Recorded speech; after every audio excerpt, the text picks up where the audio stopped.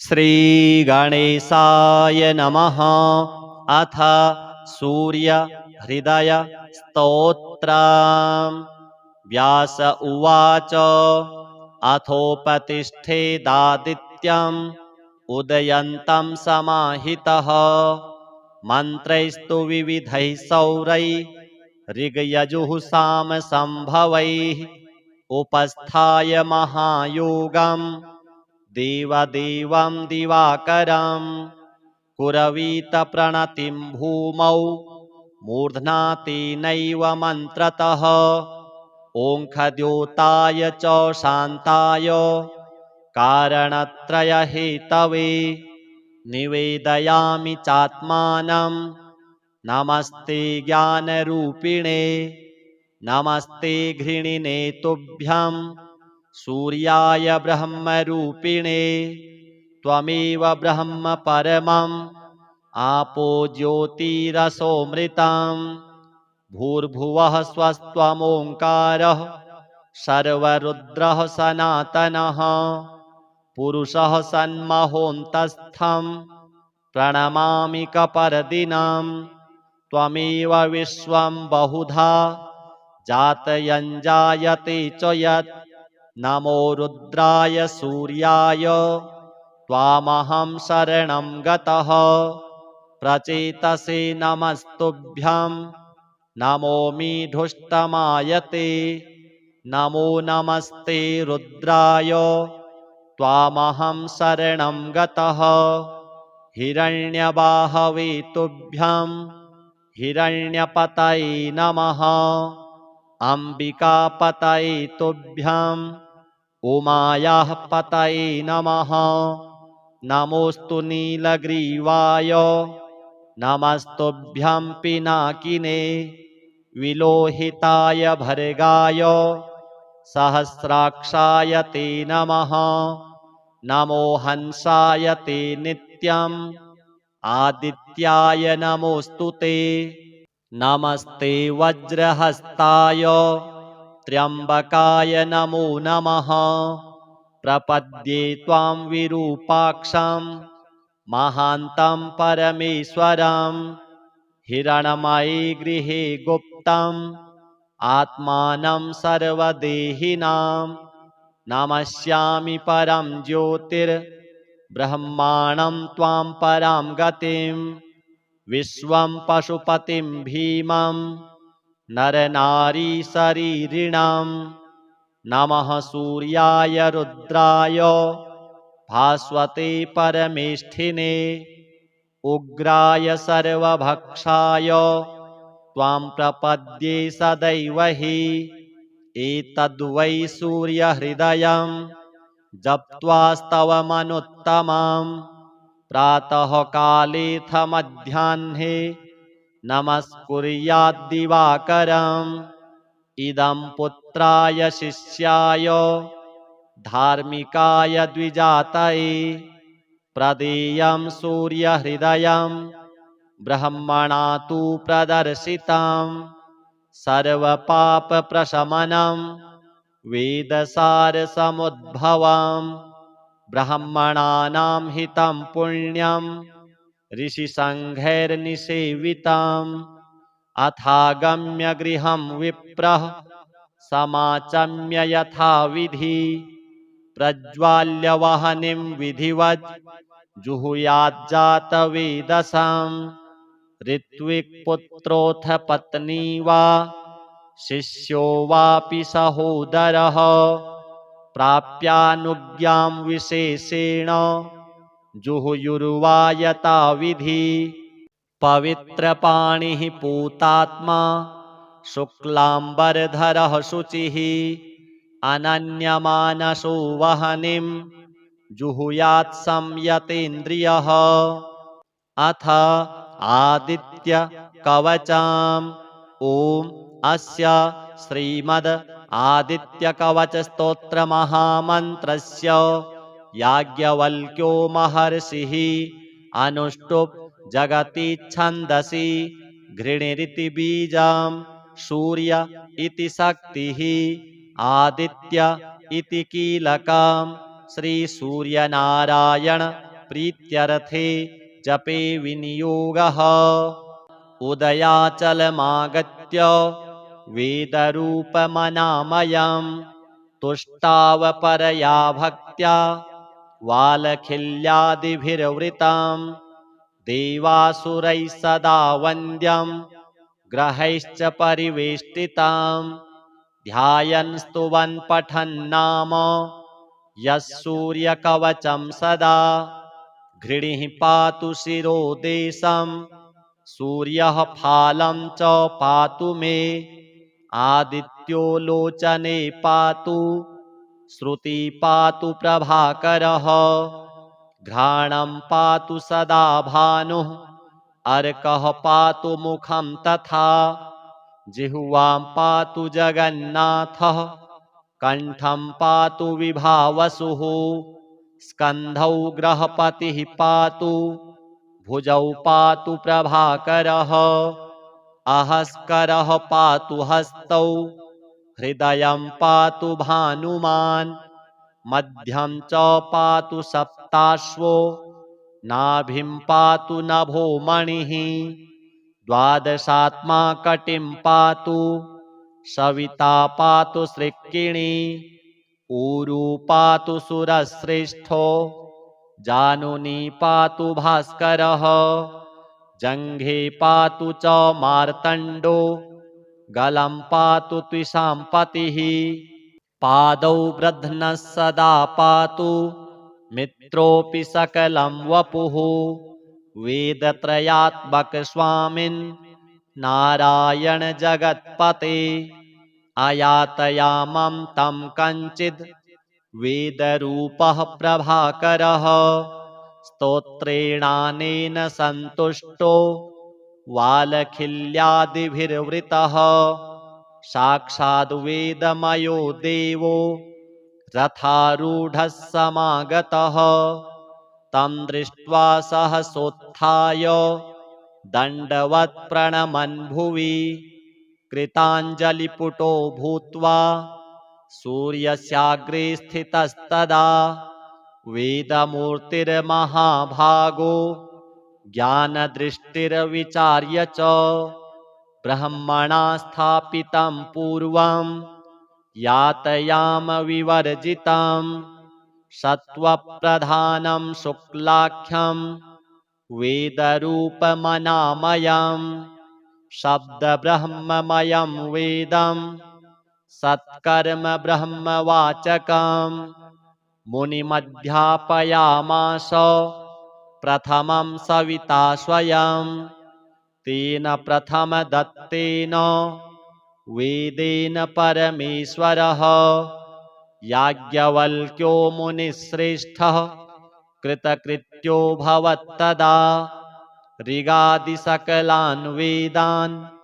ज्ञातवान् सूर्यसन्निधौ इदं प्रोक्तं महापुण्यं पवित्रं पापनाशनं यः पठेत् शृणुयाद्वापि सर्वपापैः प्रमुच्यते वेदार्थज्ञानसम्पन्नः सूर्यलोकमवाप्नुयात् अथ नवग्रह पीडाहर स्तोत्रम् ग्रहाणाम् आदिरादित्यो लोकरक्षणकारकः विषमस्थानसम्भूतां पीडां हरतु मे रविः रोहिणी सह सुधामूर्तिः सुधागात्रः सुधासनः विषमस्थानसम्भूतां पीडां हरतु मे विधुः भूमिपुत्रो महातेजा जगतां भयकृत् सदा वृष्टिकृद्वृष्टिहर्ता च पीडां हरतु मे कुजः उत्पातरूपो जगतां चन्द्रपुत्रो महाद्युतिः सूर्यप्रियकरो विद्वान् पीडां हरतु मे बुधः देवमन्त्री विशालाक्षः सदा लोकहिते रतः अनेकशिष्यसम्पूर्णः पीडां हरतु मे गुरुः दैत्यमन्त्री गुरुस्तेषां प्राणदश्च महामतिः प्रभुस्ताराग्रहाणां च पीडां हरतु मे भृगुः सूर्यपुत्रो दीर्घदेहो विशालाक्षः शिवप्रियः मन्दचारः प्रसन्नात्मा पीडां हरतु मे शनिः महाशिरा महावक्त्रो दीर्घदंष्ट्रो महाबलः अतनुश्चोर्ध्वकेशश्च पीडां हरतु मे तमः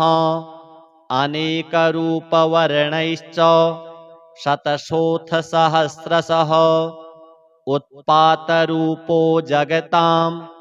पीडां हरतु मे शिखी श्री सूर्यदेव सहित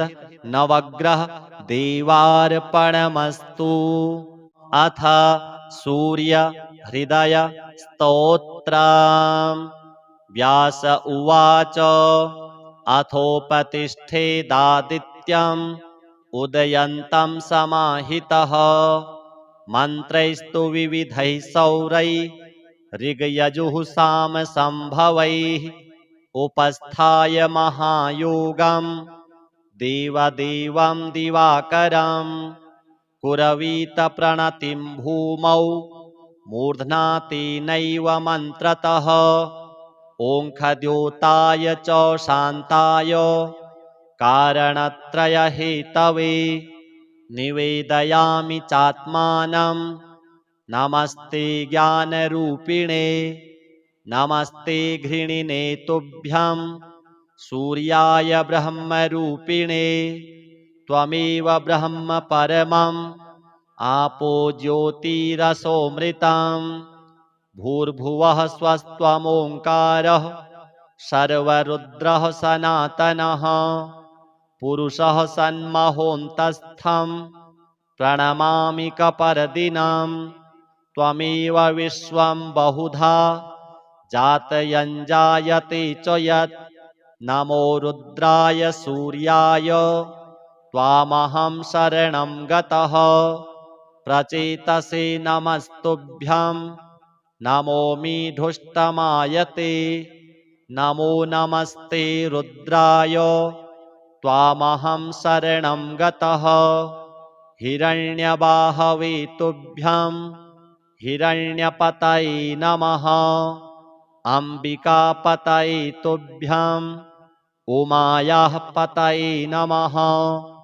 नमोऽस्तु नीलग्रीवाय नमस्तुभ्यं पिनाकिने विलोहिताय भर्गाय सहस्राक्षाय ते नमः नमो हंसाय ते नित्यम् आदित्याय नमोऽस्तु ते नमस्ते वज्रहस्ताय त्र्यम्बकाय नमो नमः प्रपद्ये त्वां विरूपाक्षं महान्तं परमेश्वरं हिरणमये गृहे गुप्तम् आत्मानं सर्वदेहिनां नमस्यामि परं ज्योतिर्ब्रह्माणं त्वां परां गतिं विश्वं पशुपतिं भीमं नरनारीशरीरिणां नमः सूर्याय रुद्राय भास्वते परमेष्ठिने उग्राय सर्वभक्षाय त्वां प्रपद्ये सदैव हि एतद्वै सूर्यहृदयं जप्त्वास्तवमनुत्तमं प्रातःकालेऽथ मध्याह्ने नमस्कुर्याद्दिवाकरम् इदं पुत्राय शिष्याय धार्मिकाय द्विजातये प्रदेयं सूर्यहृदयं ब्रह्मणा तु प्रदर्शितं सर्वपापप्रशमनं वेदसारसमुद्भवं ब्रह्मणानां हितं पुण्यं ऋषिसङ्घैर्निसेवितम् अथागम्य गृहं विप्रः समाचम्य यथाविधि प्रज्वाल्य वह्निं विधिवत् जुहुयाज्जातवेदसाम् ऋत्विक्पुत्रोऽथ पत्नी वा शिष्यो वापि सहोदरः प्राप्यानुज्ञां विशेषेण जुहुयुर्वा यथाविधि पवित्रपाणिः पूतात्मा शुक्लाम्बरधरः शुचिः अनन्यमानसो वह्निं जुहुयात् संयतेन्द्रियः अथ आदित्य कवचम् ॐ अस्य श्रीमद् आदित्य कवच स्तोत्र महामन्त्रस्य याज्ञवल्क्यो महर्षिः अनुष्टुप् जगति छन्दसि घृणिरिति बीजं सूर्य इति शक्तिः आदित्य इति कीलकम् श्रीसूर्यनारायण प्रीत्यर्थे जपे विनियोगः उदयाचलमागत्य वेदरूपमनामयं तुष्टावपरया भक्त्या वालखिल्यादिभिर्वृतं देवासुरैः सदा वन्द्यं ग्रहैश्च परिवेष्टितं ध्यायन् स्तुवन् पठन्नाम यः सूर्यकवचं सदा घृणिः पातु शिरो देशं सूर्यः फालं च पातु मे आदित्यो लोचने पातु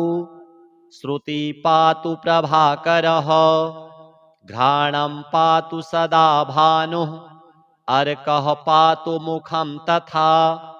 जिह्वां पातु जगन्नाथः कंठं पातु विभावसुः स्कन्धौ ग्रहपतिः पातु भुजौ पातु प्रभाकरः अहस्करः पातु हस्तौ हृदयं पातु भानुमान् मध्यं च पातु सप्ताश्वो नाभिं पातु नभो मणिः द्वादशात्मा कटिं पातु सविता पातु सृक्किणी ऊरू पातु सुरश्रेष्ठो जानुनी पातु भास्करः जङ्घे पातु च मार्तण्डो गलं पातु त्विषाम्पतिः पादौ वृद्धनः सदा पातु मित्रोऽपि सकलं वपुः वेदत्रयात्मक स्वामिन् नारायण जगत्पते अयातयामं तं कञ्चिद् वेदरूपः प्रभाकरः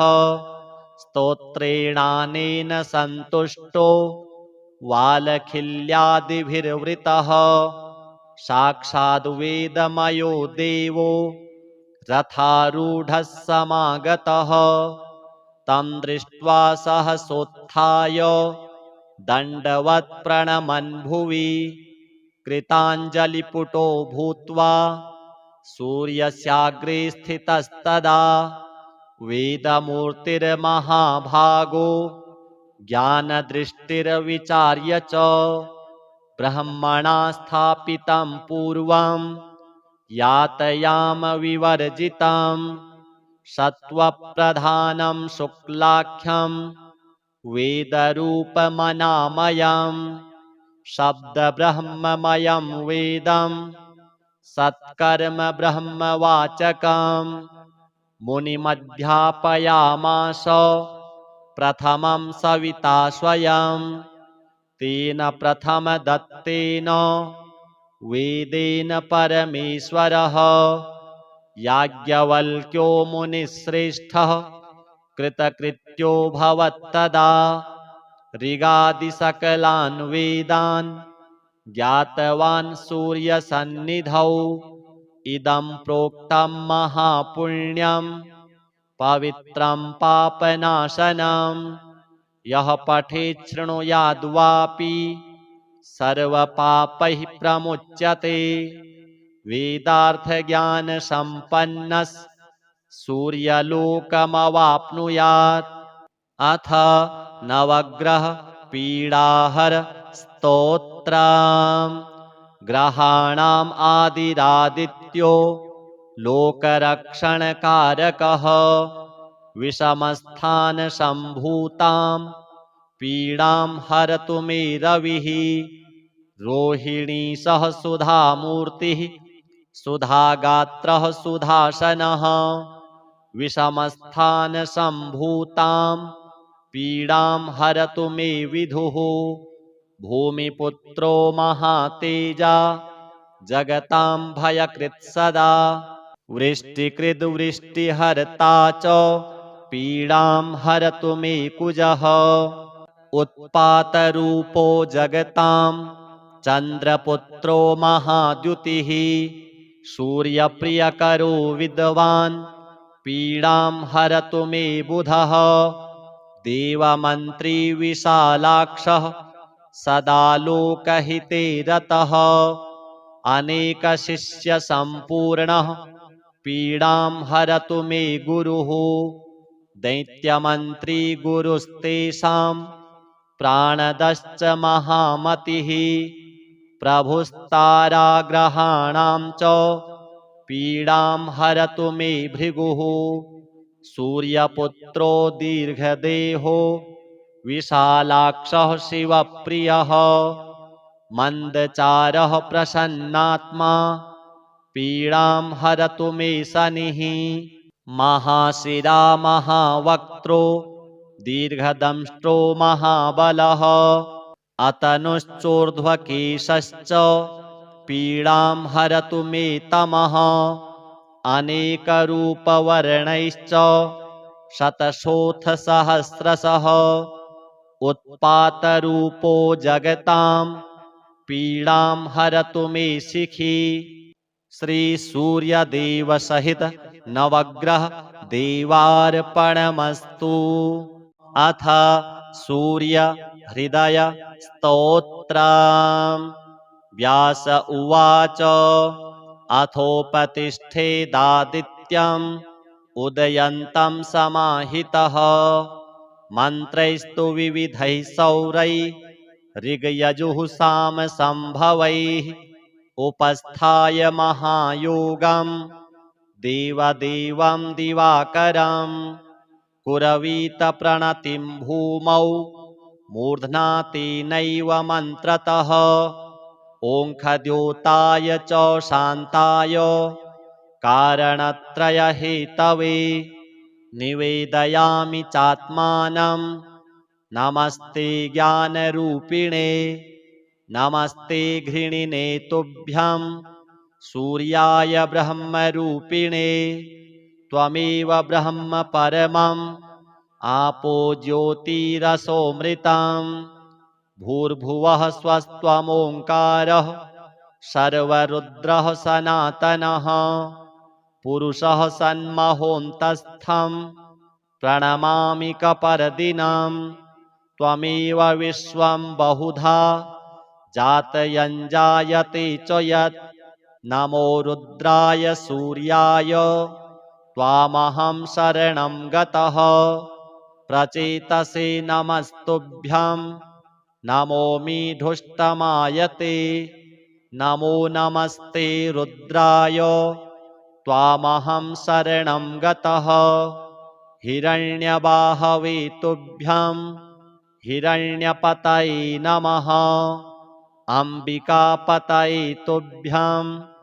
उमायाः पतये नमः नमोऽस्तु नीलग्रीवाय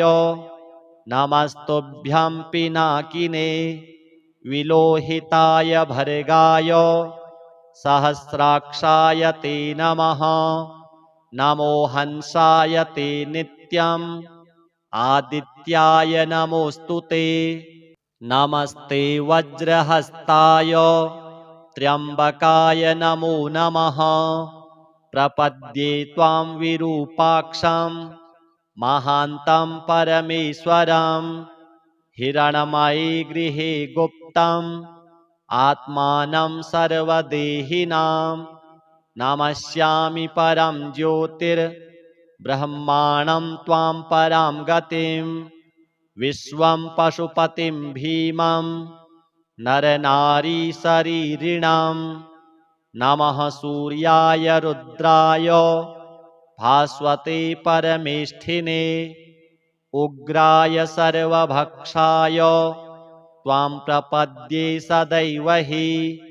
एतद्वै सूर्यहृदयं जप्त्वास्तवमनुत्तमं प्रातःकालेऽथ मध्याह्ने नमस्कुर्याद्दिवाकरम् इदं पुत्राय शिष्याय धार्मिकाय द्विजातये प्रदेयं सूर्यहृदयं ब्रह्मणा तु प्रदर्शितं सर्वपापप्रशमनं वेदसारसमुद्भवं ब्राह्मणानां हितं पुण्यं ऋषिसङ्घैर्निसेवितम् अथागम्य गृहं विप्रः समाचम्य यथाविधि प्रज्वाल्य वह्निं विधिवत् जुहुयाज्जातवेदसं ऋत्विक्पुत्रोऽथ पत्नी वा शिष्यो वापि सहोदरः प्राप्यानुज्ञां विशेषेण जुहुयुर्वा यथाविधि पवित्रपाणिः पूतात्मा शुक्लाम्बरधरः शुचिः अनन्यमानसो वह्निं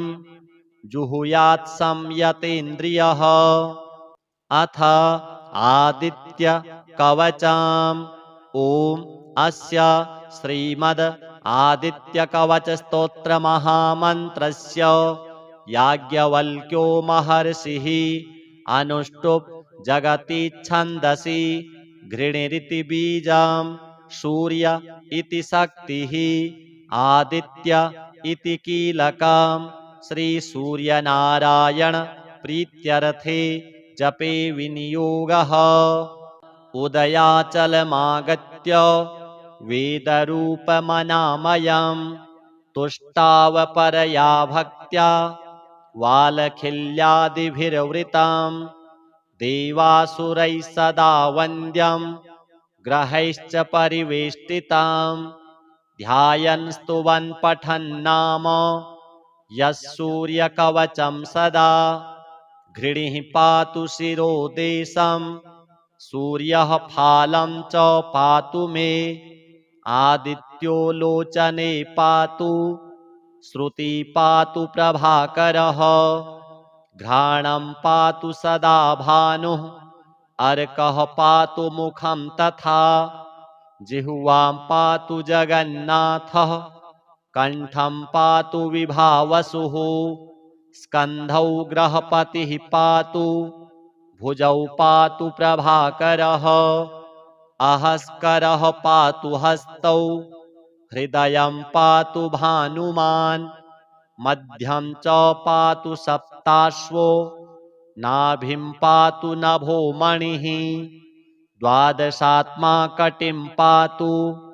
सविता पातु सृक्किणी ऊरू पातु सुरश्रेष्ठो जानुनी पातु भास्करः जङ्घे पातु च मार्तण्डो गलं पातु त्विषाम्पतिः पादौ ब्रध्नः सदा पातु मित्रोऽपि सकलं वपुः वेदत्रयात्मक स्वामिन् नारायण जगत्पते अयातयामं तं कञ्चिद् वेदरूपः प्रभाकरः स्तोत्रेणानेन सन्तुष्टो वालखिल्यादिभिर्वृतः साक्षाद् वेदमयो देवो रथारूढः समागतः तं दृष्ट्वा सहसोत्थाय दण्डवत् प्रणमन् भुवि कृताञ्जलिपुटो भूत्वा सूर्यस्याग्रे स्थितस्तदा वेदमूर्तिर्महाभागो ज्ञानदृष्टिर्विचार्य च ब्रह्मणा स्थापितं पूर्वं यातयाम विवर्जितं सत्त्वप्रधानं शुक्लाख्यं वेदरूपमनामयं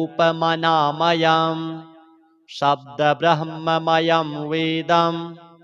सत्कर्म ब्रह्मवाचकं मुनिमध्यापयामास प्रथमं सविता स्वयं तेन प्रथमदत्तेन वेदेन परमेश्वरः याज्ञवल्क्यो मुनिश्रेष्ठः कृतकृत्यो भवत्तदा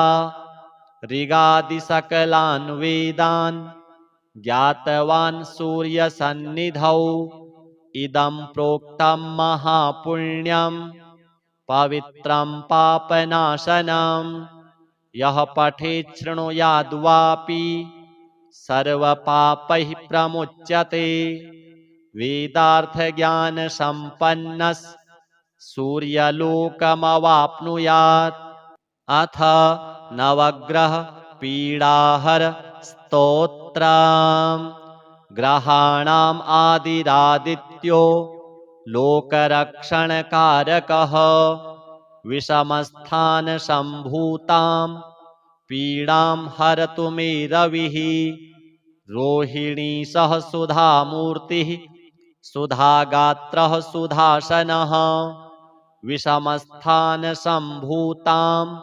पीडां हरतु मे विधुः भूमिपुत्रो महातेजा जगतां भयकृत् सदा वृष्टिकृद्वृष्टिहर्ता च पीडां हरतु मे कुजः उत्पातरूपो जगतां चन्द्रपुत्रो महाद्युतिः सूर्यप्रियकरो विद्वान् पीडां हरतु मे बुधः देवमन्त्री विशालाक्षः सदा लोकहिते रतः अनेकशिष्यसम्पूर्णः पीडां हरतु मे गुरुः दैत्यमन्त्री गुरुस्तेषां प्राणदश्च महामतिः प्रभुस्ताराग्रहाणां च पीडां हरतु मे भृगुः सूर्यपुत्रो दीर्घदेहो विशालाक्षः शिवप्रियः मन्दचारः प्रसन्नात्मा पीडां हरतु मे शनिः महाशिरा महावक्त्रो दीर्घदंष्ट्रो महाबलः अतनुश्चोर्ध्वकेशश्च पीडां हरतु मे तमः अनेकरूपवर्णैश्च शतशोऽथ सहस्रशः उत्पातरूपो जगतां पीडां हरतु मे शिखी श्रीसूर्यदेव सहित नवग्रह देवार्पणमस्तु अथ सूर्य हृदय स्तोत्रम् व्यास उवाच अथोपतिष्ठेदादित्यम् उदयन्तं समाहितः मन्त्रैस्तु विविधैः सौरैः ऋग्यजुः सामसम्भवैः उपस्थाय महायोगं देवदेवं दिवाकरं कुरवीत प्रणतिं भूमौ मूर्ध्ना तेनैव मन्त्रतः ओङ्खद्योताय च शान्ताय कारणत्रयहेतवे निवेदयामि चात्मानं नमस्ते ज्ञानरूपिणे नमस्ते घृणिने तुभ्यं सूर्याय ब्रह्मरूपिणे त्वमेव ब्रह्म परमम् आपो ज्योतिरसोऽमृतं भूर्भुवः स्वस्त्वमोङ्कारः सर्वरुद्रः सनातनः पुरुषः सन्महोऽन्तस्थं प्रणमामि कपर्दिनं त्वमेव विश्वं बहुधा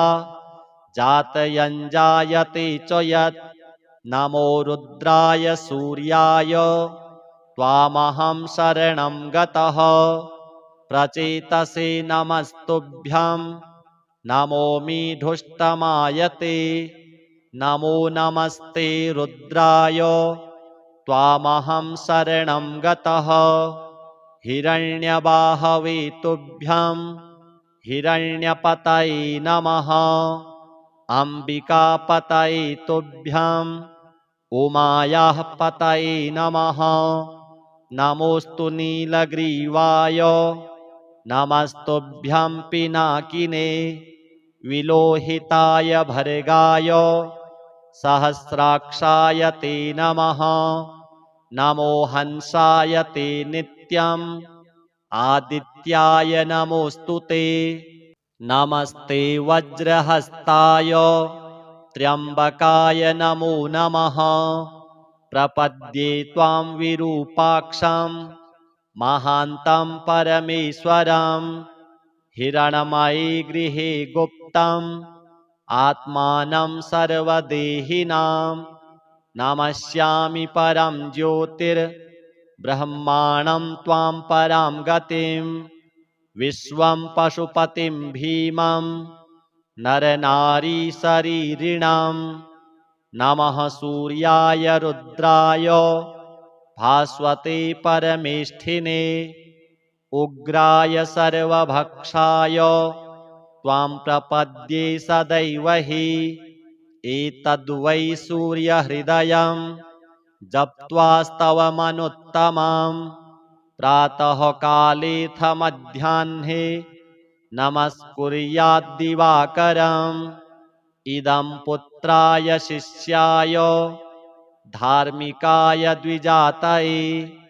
प्रदेयं सूर्यहृदयं ब्रह्मणा तु प्रदर्शितं। सर्वपापप्रशमनं वेदसारसमुद्भवं। ब्राह्मणानां हितं पुण्यं ऋषिसङ्घैर्निसेवितम्। अथागम्य गृहं विप्रः समाचम्य यथाविधि। प्रज्वाल्य वह्निं विधिवत् जुहुयाज्जातवेदसम्। ऋत्विक्पुत्रोऽथ पत्नी वा शिष्यो वापि सहोदरः प्राप्यानुज्ञां विशेषेण जुहुयुर्वा यथाविधि। पवित्रपाणिः पूतात्मा शुक्लाम्बरधरः शुचिः। अनन्यमानसो वह्निं जुहुयात् संयतेन्द्रियः। अथ आदित्य कवचम्। ॐ अस्य श्रीमद् आदित्यकवच स्तोत्रमहामन्त्रस्य याज्ञवल्क्यो महर्षिः अनुष्टुप् जगति छन्दसि घृणिरिति बीजं। सूर्य इति शक्तिः आदित्य इति कीलकम्। श्रीसूर्यनारायण प्रीत्यर्थे जपे विनियोगः। उदयाचलमागत्य वेदरूपमनामयम्। तुष्टावपरया भक्त्या वालखिल्यादिभिर्वृतम्। देवासुरैः सदा वन्द्यं ग्रहैश्च परिवेष्टितम्। ध्यायन् स्तुवन् पठन् नाम यः सूर्यकवचं सदा। घृणिः पातु शिरोदेशं सूर्यः फालं च पातु मे। आदित्यो लोचने पातु श्रुति पातु प्रभाकरः। घ्राणं पातु सदा भानुः अर्कः पातु मुखं तथा। जिह्वां पातु जगन्नाथः कण्ठं पातु विभावसुः। स्कन्धौ ग्रहपतिः पातु भुजौ पातु प्रभाकरः। अहस्करः पातु हस्तौ हृदयं पातु भानुमान्। मध्यं च पातु सप्ताश्वो नाभिं पातु नभो मणिः। द्वादशात्मा कटिं पातु सविता पातु सृक्किणी। ऊरू पातु सुरश्रेष्ठो जानुनी पातु भास्करः। जङ्घे पातु च मार्तण्डो गलं पातु त्विषाम्पतिः। पादौ ब्रध्नः सदा पातु मित्रोऽपि सकलं वपुः। वेदत्रयात्मक स्वामिन् नारायण जगत्पते। अयातयामं तं कञ्चिद् वेदरूपः प्रभाकरः। स्तोत्रेणानेन सन्तुष्टो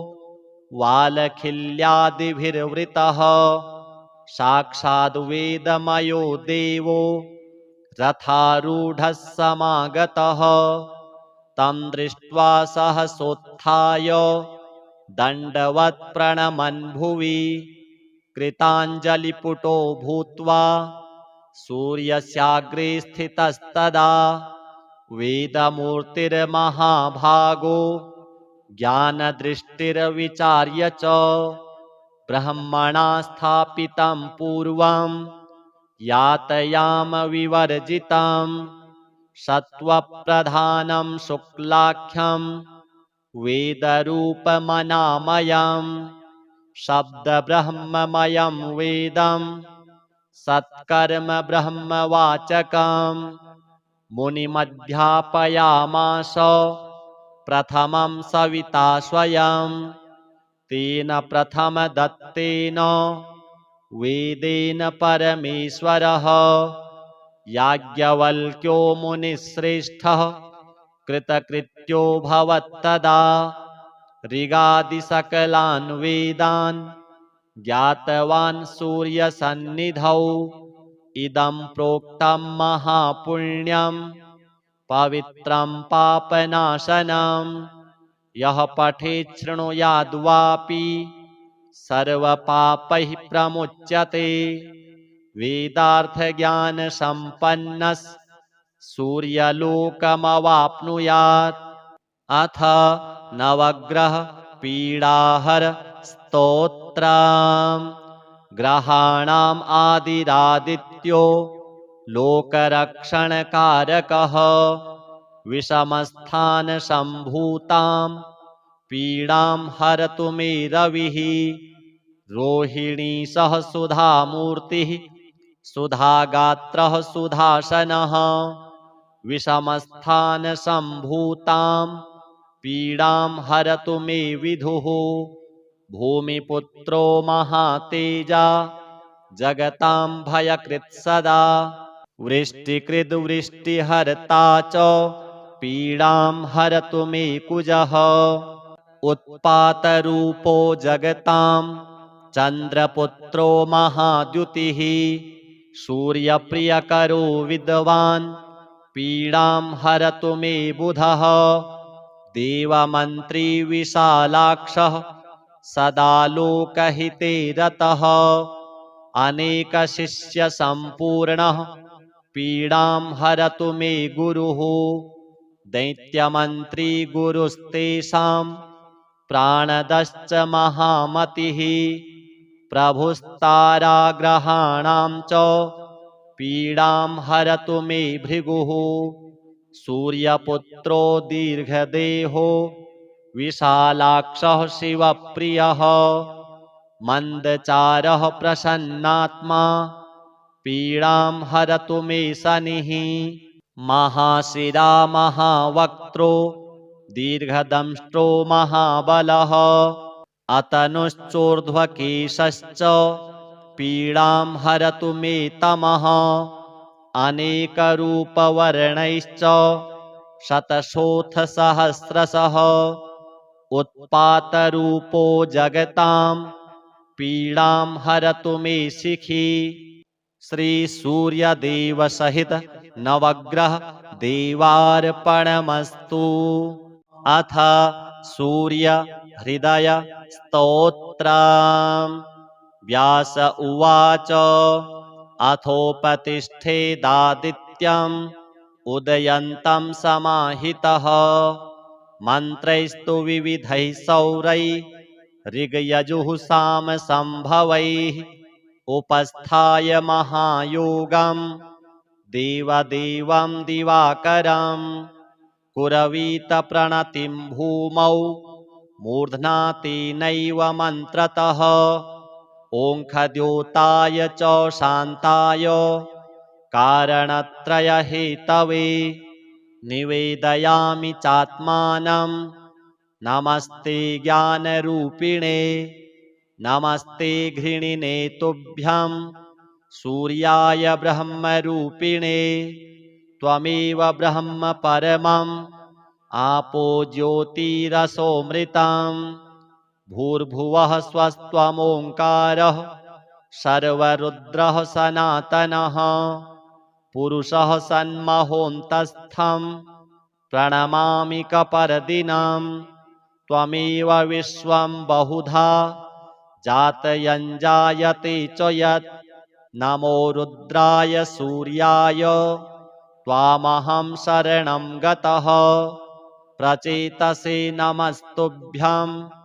नमोऽमि धुष्टमायते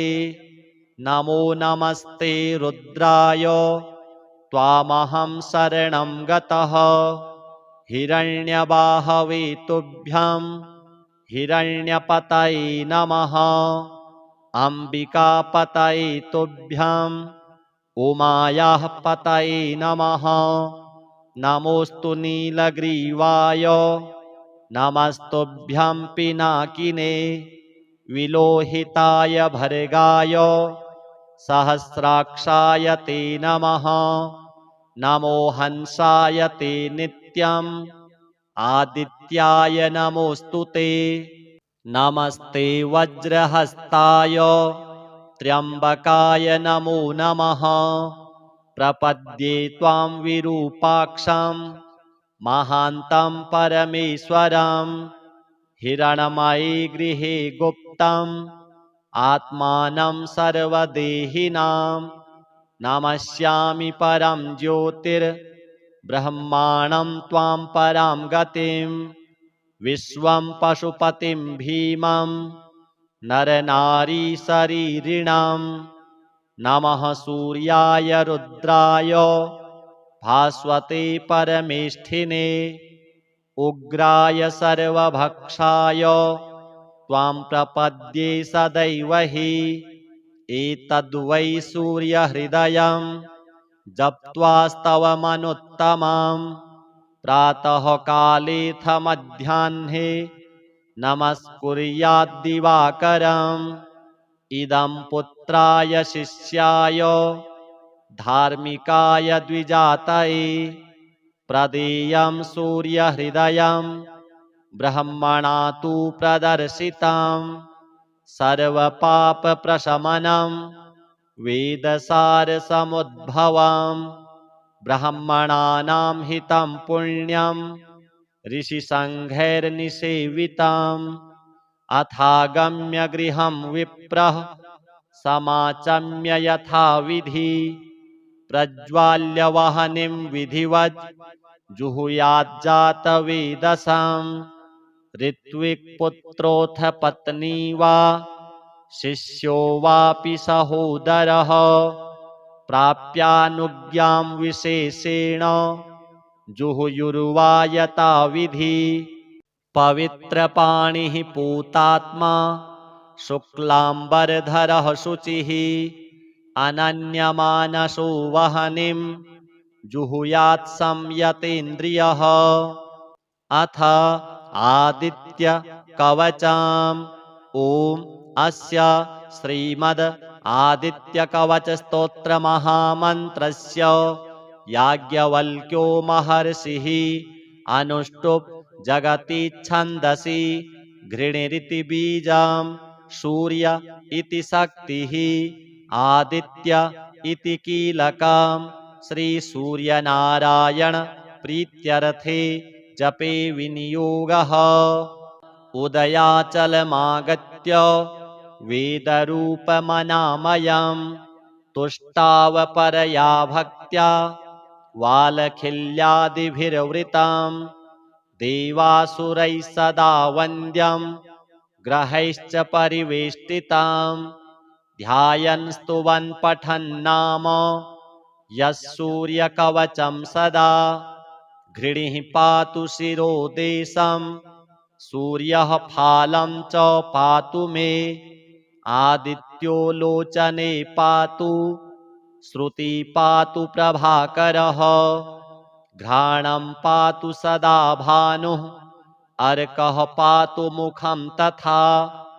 जिह्वां पातु जगन्नाथः कंठं पातु विभावसुः स्कन्धौ ग्रहपतिः पातु भुजौ पातु प्रभाकरः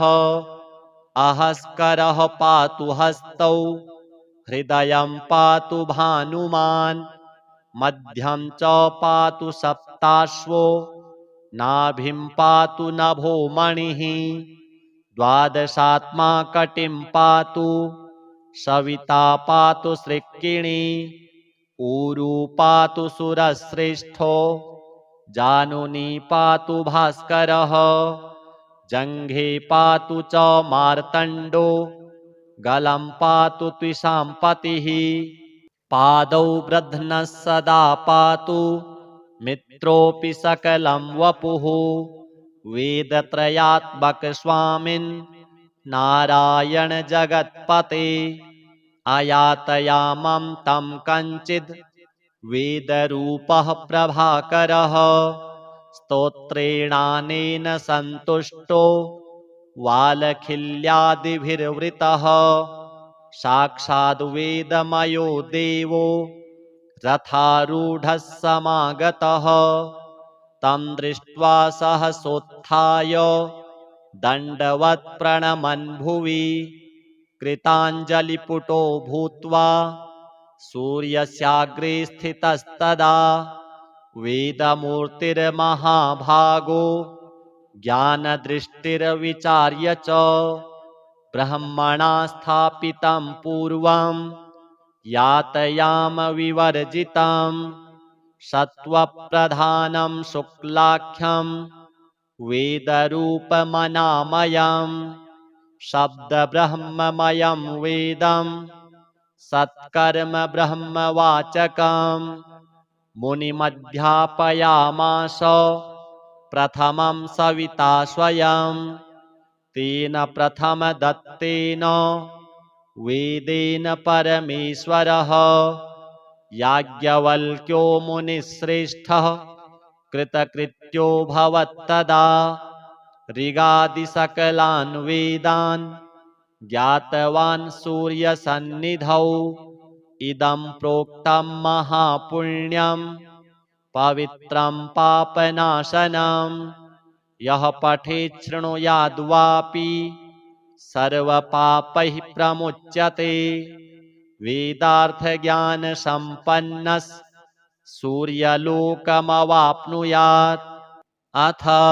नवग्रह पीडाहर स्तोत्रम् ग्रहाणाम् आदिरादित्यो लोकरक्षणकारकः विषमस्थानसम्भूतां पीडां हरतु मे रविः रोहिणी सह सुधामूर्तिः सुधागात्रः सुधासनः विषमस्थानसम्भूतां पीडां हरतु मे विधुः भूमिपुत्रो महातेजा जगतां भयकृत् सदा वृष्टिकृद्वृष्टिहर्ता च पीडां हरतु मे कुजः उत्पातरूपो जगतां चन्द्रपुत्रो महाद्युतिः सूर्यप्रियकरो विद्वान् पीडां हरतु मे बुधः देवमन्त्री विशालाक्षः सदा लोकहिते रतः अनेकशिष्यसम्पूर्णः पीडां हरतु मे गुरुः दैत्यमन्त्री गुरुस्तेषां प्राणदश्च महामतिः प्रभुस्ताराग्रहाणां च पीडां हरतु मे भृगुः सूर्यपुत्रो दीर्घदेहो विशालाक्षः शिवप्रियः मन्दचारः प्रसन्नात्मा पीडां हरतु मे शनिः महाशिरा महावक्त्रो दीर्घदंष्ट्रो महाबलः अतनुश्चोर्ध्वकेशश्च पीडां हरतु मे तमः अनेकरूपवर्णैश्च शतशोथसहस्रशः उत्पातरूपो जगतां पीडां हरतु मे शिखी श्रीसूर्यदेव सहित नवग्रह देवार्पणमस्तु। अथ सूर्य हृदय स्तोत्रम्। व्यास उवाच अथोपतिष्ठेदादित्यम् उदयन्तं समाहितः मन्त्रैस्तु विविधैः सौरैः ऋग्यजुः सामसम्भवैः उपस्थाय महायोगम् देवदेवं दिवाकरम् कुरवीत प्रणतिं भूमौ मूर्ध्ना तेनैव मन्त्रतः ओङ्खद्योताय च शान्ताय कारणत्रयहेतवे निवेदयामि चात्मानं नमस्ते ज्ञानरूपिणे नमस्ते घृणिने तुभ्यं सूर्याय ब्रह्मरूपिणे त्वमेव ब्रह्म परमम् आपो ज्योतिरसोऽमृतम् भूर्भुवः स्वस्त्वमोङ्कारः सर्वरुद्रः सनातनः पुरुषः सन्महोऽन्तस्थं प्रणमामि कपर्दिनं त्वमेव विश्वं बहुधा जातयञ्जायते च यत् नमो रुद्राय सूर्याय त्वामहं शरणं गतः प्रचेतसे नमस्तुभ्यं नमोऽमि धुष्टमायते नमो नमस्ते रुद्राय त्वामहं शरणं गतः हिरण्यबाहवे तुभ्यं हिरण्यपतये नमः अम्बिकापतये तुभ्यं उमायाः पतये नमः नमोऽस्तु नीलग्रीवाय नमस्तुभ्यं पिनाकिने विलोहिताय भर्गाय सहस्राक्षाय ते नमः नमो हंसाय ते नित्यम् आदित्याय नमोऽस्तु ते नमस्ते वज्रहस्ताय त्र्यम्बकाय नमो नमः प्रपद्ये त्वां विरूपाक्षं महान्तं परमेश्वरं हिरणमये गृहे गुप्तम् आत्मानं सर्वदेहिनां नमस्यामि परं ज्योतिर्ब्रह्माणं त्वां परां गतिं विश्वं पशुपतिं भीमं नरनारीशरीरिणं नमः सूर्याय रुद्राय भास्वते परमेष्ठिने उग्राय सर्वभक्षाय त्वां प्रपद्ये सदैव हि एतद्वै सूर्यहृदयं जप्त्वास्तवमनुत्तमं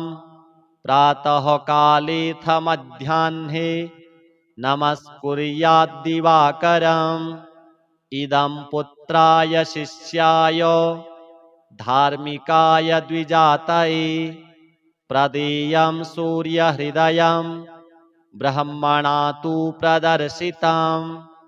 सर्वपापप्रशमनं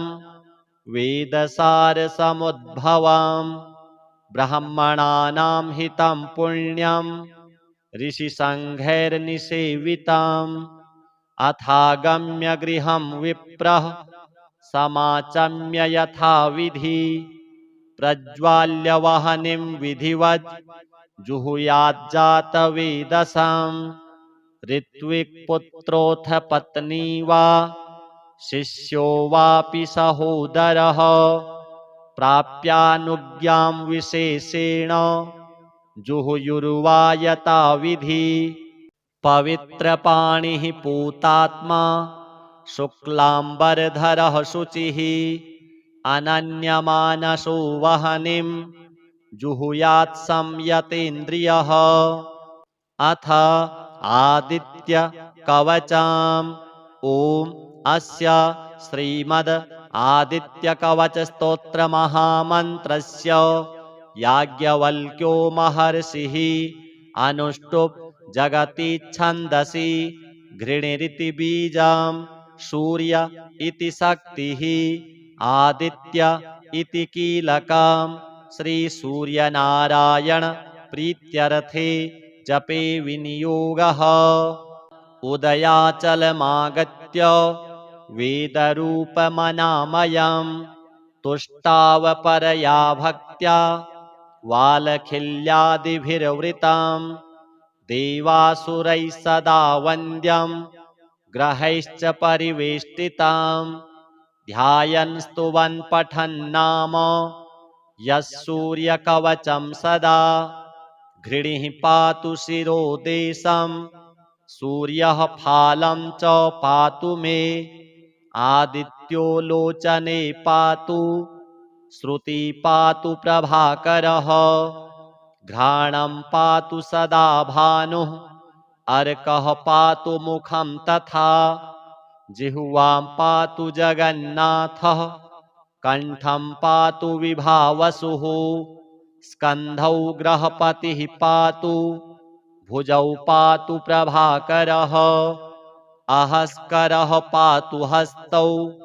हृदयं पातु भानुमान् मध्यं च पातु सप्ताश्वो नाभिं पातु नभो मणिः द्वादशात्मा कटिं पातु सविता पातु सृक्किणी ऊरू पातु सुरश्रेष्ठो जानुनी पातु भास्करः जङ्घे पातु च मार्तण्डो गलं पातु त्विषां पतिः पादौ वृद्धनः सदा पातु मित्रोऽपि सकलं वपुः वेदत्रयात्मक स्वामिन् नारायण जगत्पते अयातयामं तं कञ्चिद् वेदरूपः प्रभाकरः स्तोत्रेणानेन सन्तुष्टो वालखिल्यादिभिर्वृतः साक्षाद्वेदमयो देवो रथारूढः समागतः तं दृष्ट्वा सहसोत्थाय दण्डवत् प्रणमन् भुवि कृताञ्जलिपुटो भूत्वा सूर्यस्याग्रे स्थितस्तदा वेदमूर्तिर्महाभागो ज्ञानदृष्टिर्विचार्य च ब्रह्मणा स्थापितं पूर्वं यातयाम विवर्जितं सत्त्वप्रधानं शुक्लाख्यं वेदरूपमनामयम् शब्दब्रह्ममयं वेदं सत्कर्म ब्रह्मवाचकम् मुनिमध्यापयामास प्रथमं सविता स्वयं तेन प्रथमदत्तेन वेदेन परमेश्वरः याज्ञवल्क्यो मुनिश्रेष्ठः कृतकृत्यो भवत्तदा ऋगादिसकलान् वेदान् ज्ञातवान् सूर्यसन्निधौ इदं प्रोक्तं महापुण्यं पवित्रं पापनाशनं यः पठेत् शृणुयाद्वापि सर्वपापैः प्रमुच्यते वेदार्थज्ञानसम्पन्नः सूर्यलोकमवाप्नुयात् अथ नवग्रह पीडाहर स्तोत्रम् ग्रहाणाम् आदिरादित्यो लोकरक्षणकारकः विषमस्थानसम्भूतां पीडां हरतु मे रविः रोहिणी सह सुधामूर्तिः सुधागात्रः सुधासनः विषमस्थानसम्भूतां पीडां हरतु मे विधुः भूमिपुत्रो महातेजा जगतां भयकृत् सदा वृष्टिकृद्वृष्टिहर्ता च पीडां हरतु मे कुजः उत्पातरूपो जगतां चन्द्रपुत्रो महाद्युतिः सूर्यप्रियकरो विद्वान् पीडां हरतु मे बुधः देवमन्त्री विशालाक्षः सदा लोकहिते रतः अनेकशिष्यसम्पूर्णः पीडां हरतु मे गुरुः दैत्यमन्त्री गुरुस्तेषां प्राणदश्च महामतिः प्रभुस्ताराग्रहाणां च पीडां हरतु मे भृगुः सूर्यपुत्रो दीर्घदेहो विशालाक्षः शिवप्रियः मन्दचारः प्रसन्नात्मा पीडां हरतु मे शनिः महाशिरा महावक्त्रो दीर्घदंष्ट्रो महाबलः अतनुश्चोर्ध्वकेशश्च पीडां हरतु मे तमः अनेकरूपवर्णैश्च शतशोऽथ सहस्रशः उत्पातरूपो जगतां पीडां हरतु मे शिखी श्रीसूर्यदेव सहित नवग्रह देवार्पणमस्तु। अथ सूर्य हृदय स्तोत्रम्। व्यास उवाच अथोपतिष्ठेदादित्यम् उदयन्तं समाहितः मन्त्रैस्तु विविधैः सौरैः ऋग्यजुः सामसंभवैः उपस्थाय महायोगं देवदेवं दिवाकरं कुरवीत प्रणतिं भूमौ मूर्ध्ना तेनैव मन्त्रतः ओङ्खद्योताय च शान्ताय कारणत्रयहेतवे निवेदयामि चात्मानं नमस्ते ज्ञानरूपिणे नमस्ते घृणिने तुभ्यं सूर्याय ब्रह्मरूपिणे त्वमेव ब्रह्म परमम् आपो ज्योतिरसोऽमृतं भूर्भुवः स्वस्त्वमोङ्कारः सर्वरुद्रः सनातनः पुरुषः सन्महोऽन्तस्थं प्रणमामि कपर्दिनं त्वमेव विश्वं बहुधा जातयञ्जायते च यत् नमो रुद्राय सूर्याय त्वामहं शरणं गतः प्रचेतसे नमस्तुभ्यं नमोऽमि धुष्टमायते नमो नमस्ते रुद्राय त्वामहं शरणं गतः हिरण्यबाहवे तुभ्यं हिरण्यपतये नमः अम्बिकापतये तुभ्यं उमायाः पतये नमः नमोऽस्तु नीलग्रीवाय नमस्तुभ्यं पिनाकिने विलोहिताय भर्गाय सहस्राक्षाय ते नमः नमो हंसाय ते नित्यम् आदित्याय नमोऽस्तु ते नमस्ते वज्रहस्ताय त्र्यम्बकाय नमो नमः प्रपद्ये त्वां विरूपाक्षं महान्तं परमेश्वरं हिरण्मये गृहे गुप्तम् आत्मानं सर्वदेहिनां नमस्यामि परं ज्योतिर्ब्रह्माणं त्वां परां गतिं विश्वं पशुपतिं भीमं नरनारीशरीरिणं नमः सूर्याय रुद्राय भास्वते परमेष्ठिने उग्राय सर्वभक्षाय त्वां प्रपद्ये सदैव हि एतद्वै सूर्यहृदयं जप्त्वास्तवमनुत्तमं प्रातःकालेऽथ मध्याह्ने नमस्कुर्याद्दिवाकरम् इदं पुत्राय शिष्याय धार्मिकाय द्विजातये प्रदेयं सूर्यहृदयं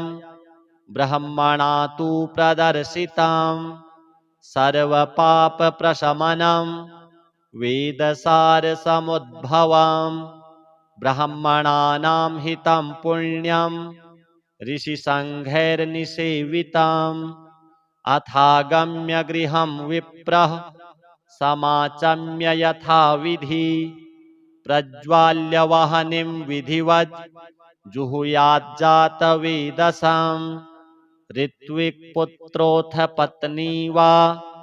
शिष्यो वापि सहोदरः प्राप्यानुज्ञां विशेषेण जुहुयुर्वा यथाविधि पवित्रपाणिः पूतात्मा शुक्लाम्बरधरः शुचिः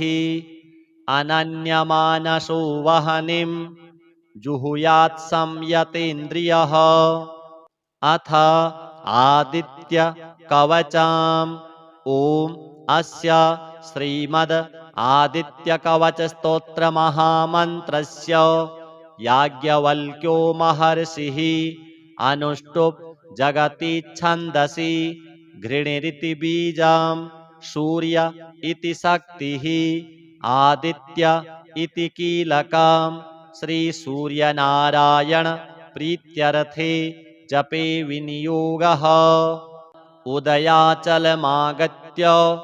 वेदरूपमनामयम् तुष्टावपरया भक्त्या वालखिल्यादिभिर्वृतम् देवासुरैः सदा वन्द्यं ग्रहैश्च परिवेष्टितम् ध्यायन् स्तुवन् पठन्नाम यः सूर्यकवचं सदा घृणिः पातु शिरोदेशं सूर्यः फालं च पातु मे आदित्यो लोचने पातु श्रुति पातु प्रभाकरः घ्राणं पातु सदा भानुः अर्कः पातु मुखं तथा जिह्वां पातु जगन्नाथः कण्ठं पातु विभावसुः स्कन्धौ ग्रहपतिः पातु भुजौ पातु प्रभाकरः अहस्करः पातु हस्तौ हृदयं पातु भानुमान् मध्यं च पातु सप्ताश्वो